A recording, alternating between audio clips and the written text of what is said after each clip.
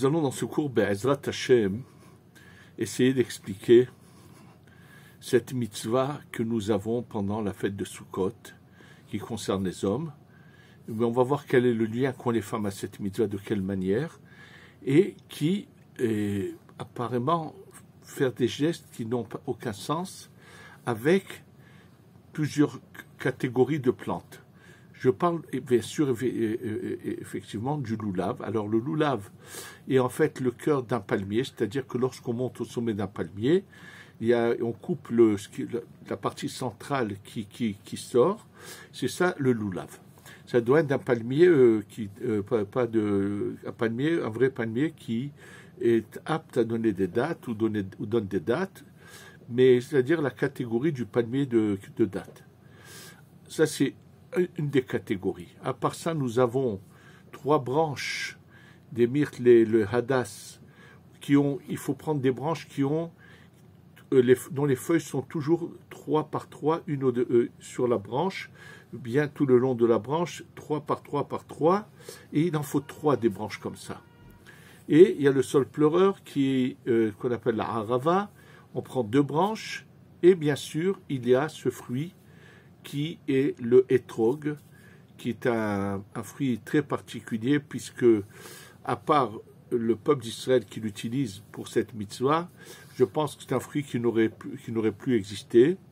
Surtout que, par exemple, celui qui connaît le hétrog, qui est d'origine du Yémen, quand vous l'ouvrez à l'intérieur, c'est que de la peau, il y a des graines, mais il n'y a aucun fruit à l'intérieur. Et le seul moyen de le manger, c'est en confiture. Et s'il n'y avait pas la mitzvah, je pense que personne l'utiliserait. Alors d'abord, quelle est la signification de ces plantes? Et ensuite, tous les jours, on va faire avec l'union de tout cela réuni, faire des gestes. Et attention, il faut les faire comme le dit le Harizal, surtout qu'il n'y a aucune contradiction dans la halacha à cela. Et malheureusement, presque personne ne fait comme le Harizal. Selon le Harizal, c'est de partir de la poitrine, qui serait en fait entre le cou et le nombril au milieu, et d'aller vers le haut.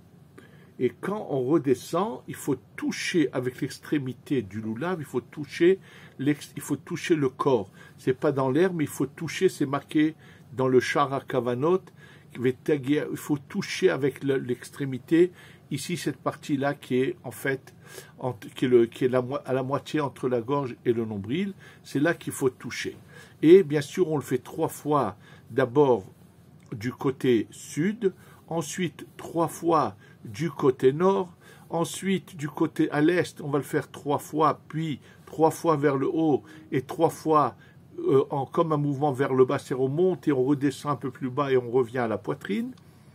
Et après à l'ouest, encore 3 fois. Et on va le faire bien sûr au moment où on fait la bénédiction sur le loulav.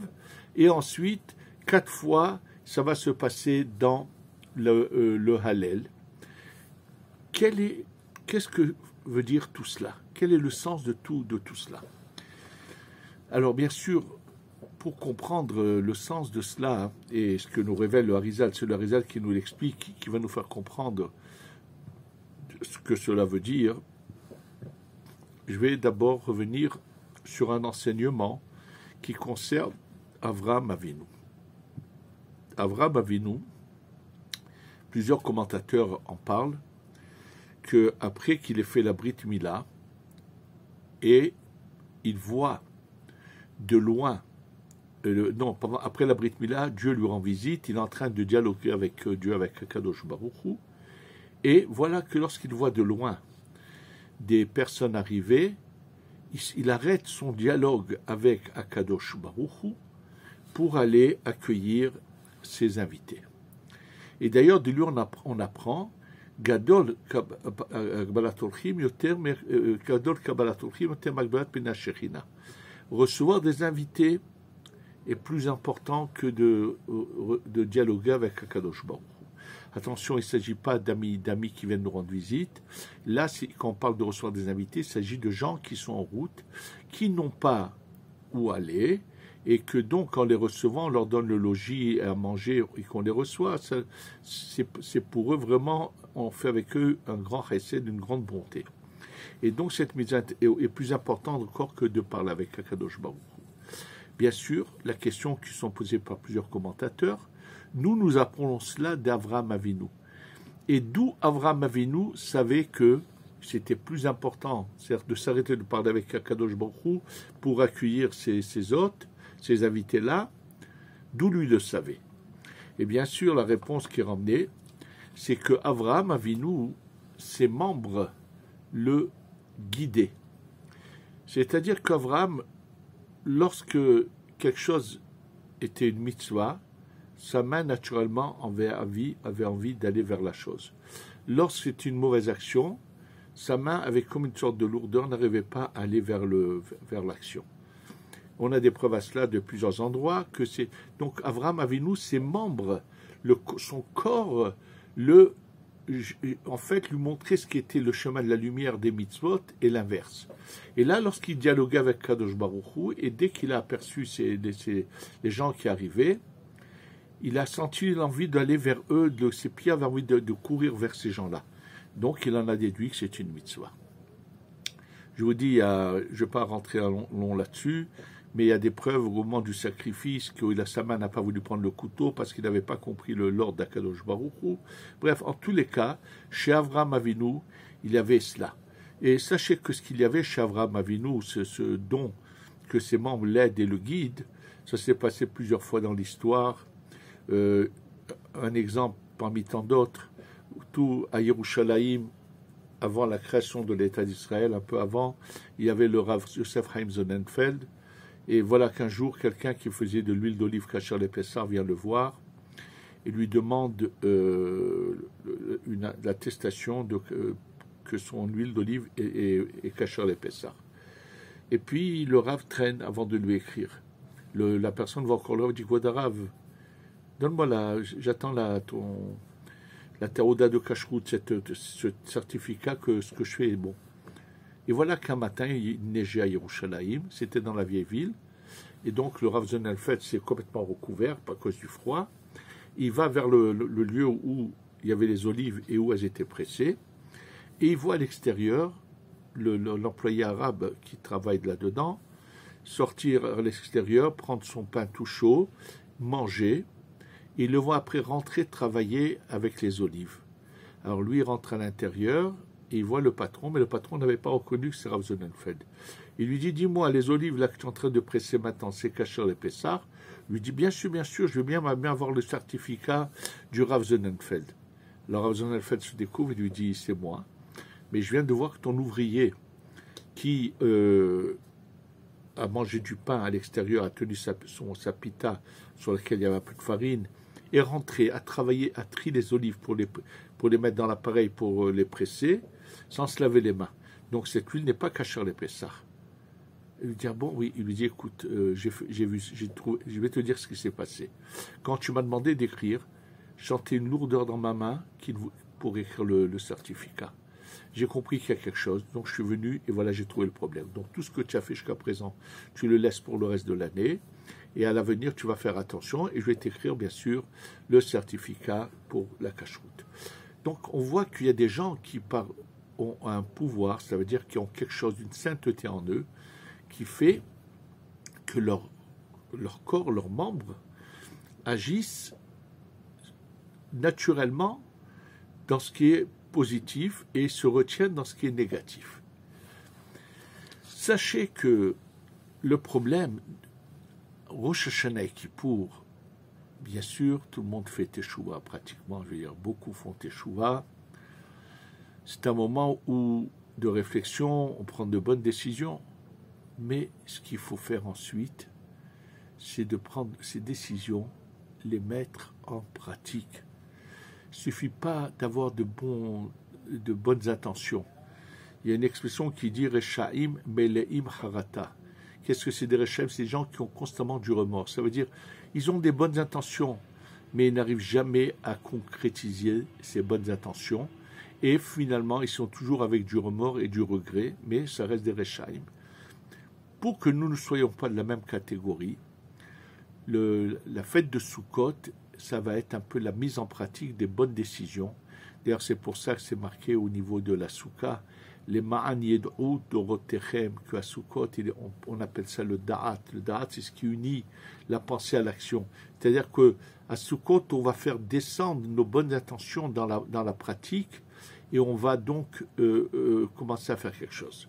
Maintenant, ce qu'il faut, si on veut réussir à mettre en pratique, il faut qu'on fasse rentrer dans nos membres de la lumière qui fera que notre corps aussi réagira un petit peu comme Abraham, c'est-à-dire qu'il n'aura pas envie d'aller vers les Averot et au contraire, il aura de l'envie d'aller vers les mitzvot. Et on va voir que cela, on l'obtient avec cette mitzvah du lulav. On va l'expliquer comment on obtient ça avec la mitzvah du lulav. Alors sachez que le lulav, il y a une sorte de contradiction. D'un côté, il est comparé au membre masculin de l'homme, qu'on appelle le brit, à cet organe. D'un autre côté, le lulav est comparé à la colonne vertébrale. D'un autre côté, on voit que le lulav, c'est le da'at. Alors, c'est à expliquer. Et maintenant, par contre, les 3 branches, avec 3 feuilles chacune, sont chesed, gvura et tiferet. Et comme chacun des 3 est uni des 3, c'est pour ça que chaque branche doit être avec des feuilles qui sont 3, 3, 3 tout le temps. Donc en fait, c'est 3 branches qu'on doit mettre dans le lulav, à côté du lulav, comme je vais vous l'expliquer. Les 2 branches de sol pleureur représentent les 2 jambes, et le hétrog représente la partie féminine qui est dans l'homme, qu'on appelle la atara, la bague qui se trouve à l'extrémité de ce membre du mérite de l'homme. C'est quelque chose qui est attaché à lui. Et finalement, donc, on voit qu'à travers le lulav est représenté tout le corps de l'homme. Et je voudrais au passage faire part d'une erreur d'interprétation selon la Kabbalah, bien sûr. Bien sûr, le Rambam dit qu'on peut mettre plus que 3 branches de ce qu'on appelle les hadassim, le hadas, qu'on peut mettre plus que 3, mais nous, selon la Kabbalah, il n'en faut que 3, puisqu'il faut une, c'est le chesed, gvura, tiferet, bras droit, bras gauche et le corps, qu'on appelle, c'est ce qui est représenté par ces 3 branches. Et même si vous voyez certains rabbanim en mettent 9, sachez que, surtout chez les admourim, sachez que c'est une déformation de l'interprétation du Harizal. Il y a des textes qui ne le sont pas parvenus, ils ont mal interprété dans d'autres textes, puisque dans le Shara Kavanot, c'est évident qu'il ne s'agit que de 3 branches. Et quand il dit que chaque branche doit être méchoula, c'est-à-dire que chaque branche doit avoir des feuilles de 3 feuilles, 3 feuilles, 3 feuilles, et non pas que chacune c'est 3. Donc ceux qui mettent 9 branches dans le monde chassidique, il y a énormément de Admourim qui font ça, c'est faux. Et l'occasion, je peux vous le dire, un descendant de Admour qui a eu l'occasion de venir, qui est plus âgé que moi, mais qui est venu quand même étudier chez moi les textes du Harizal, lorsqu'il arrive à ce texte, il m'a dit, je suis un peu embarrassé. Il m'a dit, mais mon père et mon grand-père, mes aïeux, mettaient 9 branches avec le lulav, mais je vois que c'est une déformation, une malinterprétation, et ça l'embêtait de ne pas faire ce que faisaient ses aïeux, alors qu'il voyait clairement qu'il y a eu une erreur. Ça, c'est juste au passage. Maintenant, on va venir comprendre qu'est-ce que c'est ces mouvements que nous faisons. En fait, il faut le savoir que ces plantes que nous prenons dans la main, on fait une bracha avant de les prendre. Au moment où on va faire cette bracha, sachez comment on va faire cette bracha. Ces plantes représentent des lumières qui vont se répandre dans notre corps, qu'on appelle des chassadim. Ce sont des lumières qui nous permettent de pouvoir bouger nos membres. C'est-à-dire que nos membres peuvent bouger grâce au fait que se répand en nous une certaine lumière que Dieu préserve. C'est ce qui manque à quelqu'un qui est paralysé. Quelqu'un qui est paralysé, il y a un problème que la lumière qui se trouve ici dans le Da'at ne se répand pas, donc il ne peut pas bouger ses membres. Baruch Hashem, tous ceux qui peuvent bouger leurs membres. Alors en fait, par ces plantes qui représentent tous les membres de notre corps, et en fait le lulav représente réellement le Berit, le Yesod. Mais le Yesod est un membre qui spirituellement, bien qu'il soit en bas du corps, spirituellement peut monter jusqu'au Da'at. Et en fait, par ce mouvement quand on fait ce mouvement de monter vers le haut, on doit penser qu'on réunit toute la lumière qui se trouve déjà dans les membres de notre corps, on les fait monter à leur source, et ça continue à monter jusqu'au plus haut niveau du monde de la Hatzilut, où de là-bas, on va faire descendre de la lumière, de la même manière que dans la tête, on a Chochma Bina Da'at, on va faire descendre dans chacun de nos membres cette lumière qui s'appellera Chochma Bina Da'at. De quelle manière? Le premier mouvement qu'on fait monter, quand on fait monter le Lulav, on redescend, ça va être le Da'at. Le deuxième mouvement, ça va être la Bina, et le troisième mouvement, ça va être la Chochma. Et bien sûr, et on le fait dans toutes les directions, qui eux-mêmes représentent tout cela. Le sud, le Darom représente le Chesed, le Tzafon, le nord représente la Gvura, le Mizrach représente la Tiferet, et au Mizrach on fait le haut et le bas, c'est Netzach Ve'od, et le Maharav représente le Yesod. Ça veut dire que, en fait, on est en train de faire quelque chose qui va permettre de faire descendre de la lumière du haut, on monte chercher cette lumière, et en redescendant, c'est pour ça qu'il faut toucher le buste ici, et en redescendant, on fait pénétrer cette lumière à l'intérieur de nous. Et dans chaque direction, il y a une autre lumière qui descend. C'est pour ça que chez les Mekoubalim, ces mouvements-là durent presque plus d'une heure, parce que c'est à chaque mouvement, il y a une pensée à avoir, mais ça d'une manière générale, je vous le dis. Maintenant, ce qu'il faut savoir, c'est que comme nous sommes à l'image de ce qui se passe là-haut, de Akadosh Baruch Hu avec la Shekhinah, il faut savoir que là-haut, dans les mondes supérieurs, la Shekhinah se trouve à peu près à la hauteur de la poitrine ici. Et donc, en faisant ce mouvement, en touchant ici le corps, en fait, on va envoyer ces lumières dans la Neshama de sa femme. Il faut le savoir. Et c'est pour ça que, selon la Kabbalah, les femmes ne doivent pas faire ce mouvement. C'est par leur mari qu'elles reçoivent cette lumière. Mais comment, pratiquement, chez nous, on voit qu'elles le reçoivent? Je voudrais rappeler juste à tout le monde qu'il y a la Mishnah dans Masechet Souka, quand elle parle lorsque l'homme rentre de la maison, rentre à la maison avec son loulav, c'est marqué que la femme reçoit cela et les remet dans l'eau. Bon, c'est vrai, on vient nous enseigner une halakha de ce qui concerne le moukti, c'est-à-dire qu'elle peut prendre ces plantes, bien que ça ne la concerne pas pour la mitzvah, mais en vérité, il y a autre chose. C'est que l'image est que tout ce que l'homme a accumulé en faisant ces mouvements, ça va maintenant, quand il rentre et qu'elle reprend ça et le remet dans l'eau, elle les reçoit concrètement, ces lumières-là, à travers son mari. Maintenant, il est certain qu'il y a des hommes qui soient mariés ou pas, c'est pas important, ou bien des femmes qui ne sont pas mariées. Quand quelqu'un fait ce geste et touche, puisque là-haut ça va aller vers la lumière qu'on appelle la Shekhinah, il est évident que ça va se répandre à des femmes qui n'ont pas de mari ou à des jeunes filles. Chacun en fonction de l'origine de sa neshama, ça va se répandre. Mais ce que nous devons retenir de tout cela, c'est comment finalement cette lumière, c'est-à-dire que ces gestes-là pendant ces 7 jours, puisque le premier jour c'est Chesed, deuxième jour Gvura, troisième jour Tiferet, quatrième jour Netzar, cinquième jour Hod, sixième jour Yesod, et au Sha'ana Rabbah, ça serait la Shekhinah de tous ces jours-là, la Malchut de tous ces jours-là rassemblés. Je vous dis, il y a des kavanotes très particulières, et donc on voit que finalement, c'est pas juste un geste comme ça, et puis pas dans l'air, il faut monter et redescendre, ni bouger, ni pas du tout.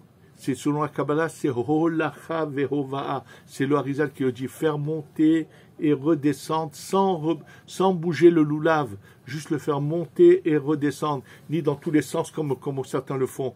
Il serait bien que les gens prennent le temps de lire les paroles du Harizal, ils verront que tout ce que je vous dis est marqué là-bas. Donc en faisant cela de cette manière-là, on va se procurer de la lumière qui va nous aider à surmonter les tentations et à mettre en pratique ces bonnes décisions qu'on a prises à Rosh Hashanah et Kippour. Et si on fait comme ça, on arrive à la perfection et on aura la Géoula Shlema. Amen ve Amen.